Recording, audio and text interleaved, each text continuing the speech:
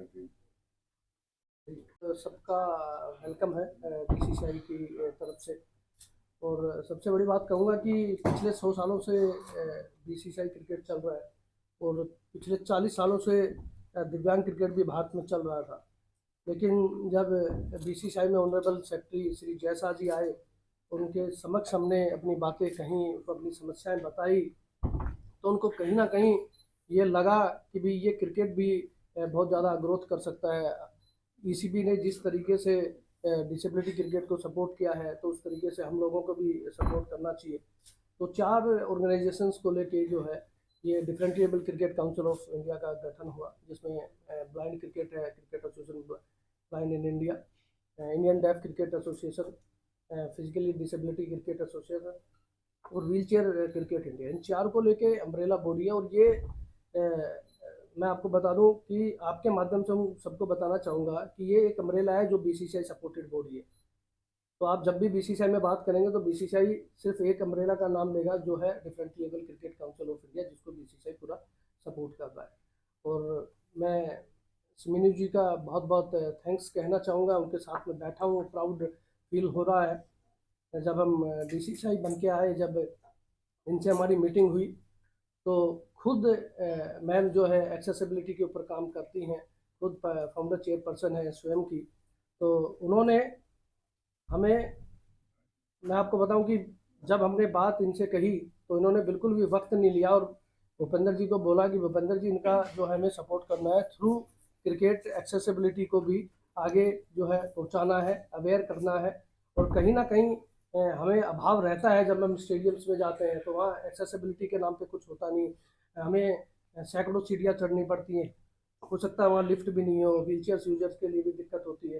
लेकिन आगे आगे आने वाले समय में इसमें मॉडिफिकेशन भी हो रहा है। नए स्टेडियम्स जो बन रहे हैं वो एक्सेसिबिलिटी को ध्यान में रख के बन रहे हैं। अरुण जेटली स्टेडियम की बात करें तो पहला ऐसा स्टेडियम है जहाँ एक्सेसिबिलिटी के लिए जो है एक रैंप बनाया हुआ है, वहाँ व्हील चेयर यूजर्स जो है बैठ के मैच देख सकते हैं। बड़ी अच्छी बात है।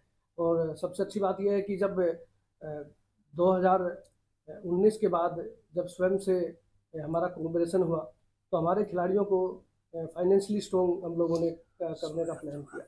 कभी हमारे क्रिकेट में 10,000 रुपये मैन ऑफ द मैच नहीं मिलता था। वो स्वयं की वजह से 10,000 रुपये मैन ऑफ द मैच हम लोग अपने नेशनल टूर्नामेंट में देते हैं।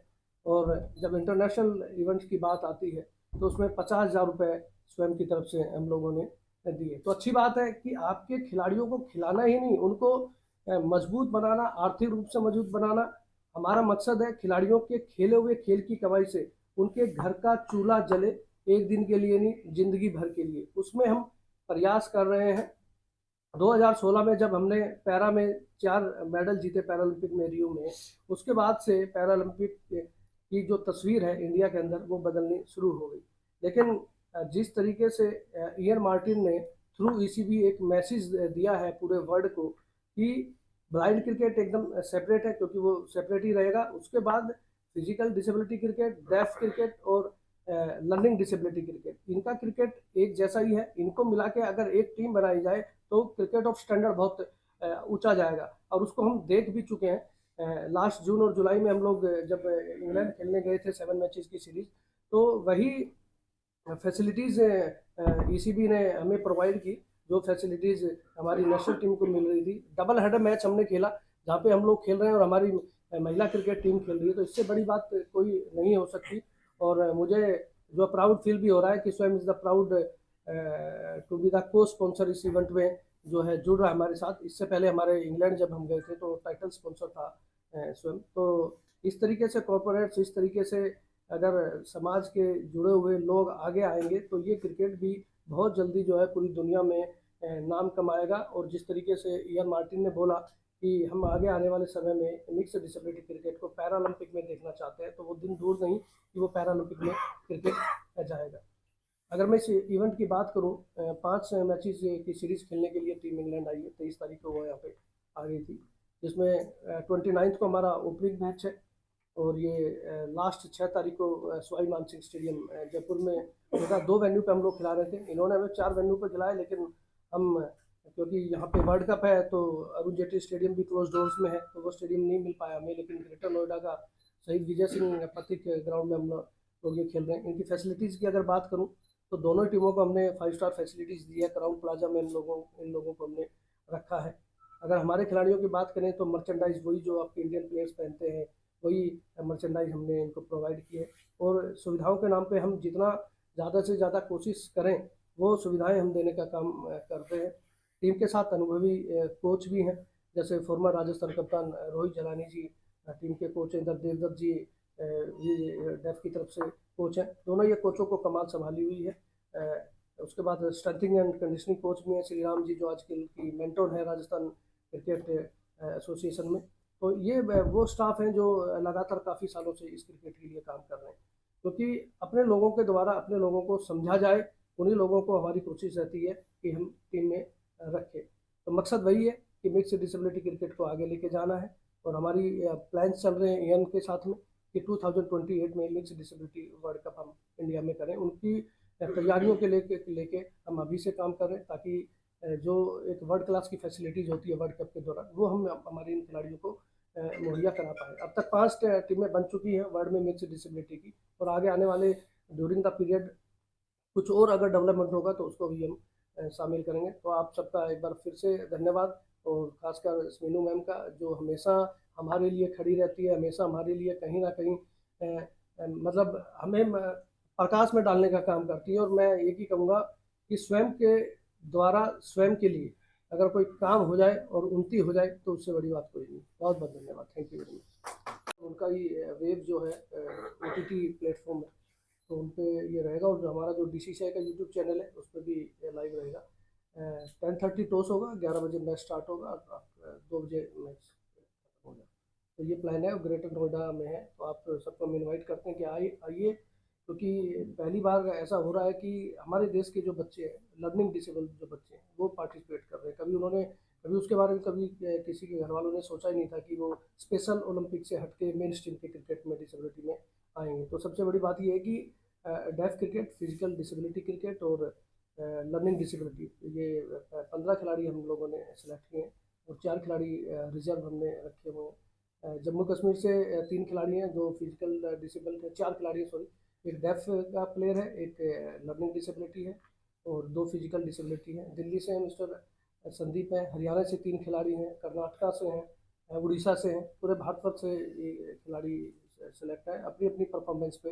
जैसे डेफ क्रिकेट के जो नेशनल टूर्नामेंट्स होते हैं, फिजिकल डिसेबिलिटी के जो नेशनल टूर्नामेंट होते हैं, उसमें से वो हमारे कोचेज और हमारी सिलेक्शन जो कमेटी है उसके द्वारा वो खिलाड़ी सेलेक्ट किए गए। बड़ा अच्छा मुकाबला होगा, और आप आइए और इन बच्चों के बारे में, इन खिलाड़ियों के बारे में दुनिया को जितना बताएंगे उतना अच्छा है। और आप सबके माध्यम से हमारी जो वुमेंस ब्लाइंड क्रिकेट टीम में जो वर्ल्ड कप जीत के लाई है, तो उनको भी बहुत बहुत ढेर सारी शुभकामनाएं हमारी तरफ से, क्योंकि वो पार्ट हैं DCCI का।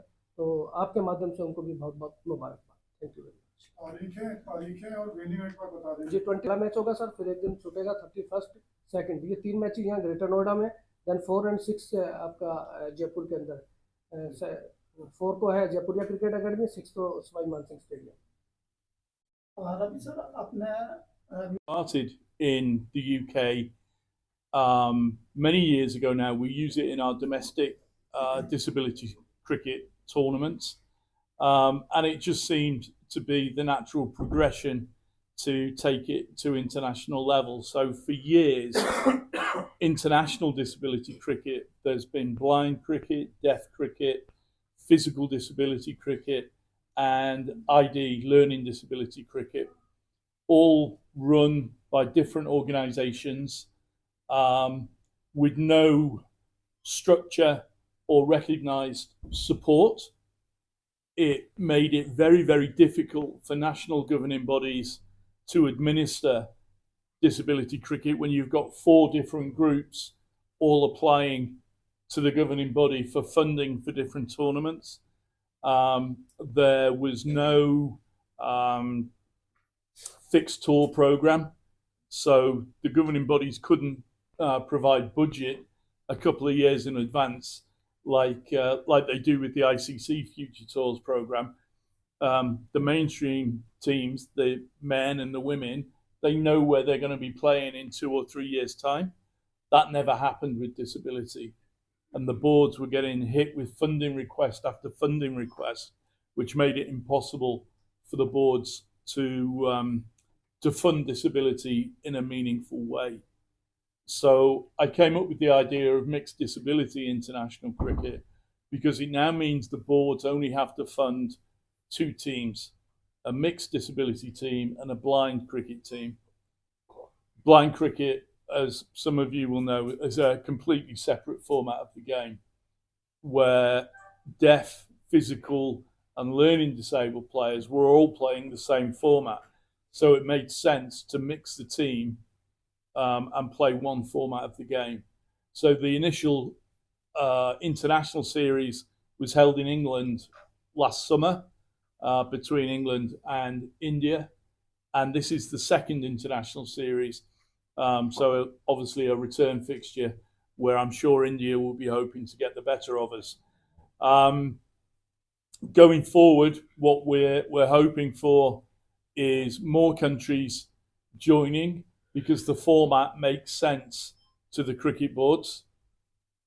And hopefully in the future, we will have more bilateral series, obviously leading into World Cups and hopefully the Paralympic Games, because we believe we've got a format now that can work internationally and get more disabled people playing the game.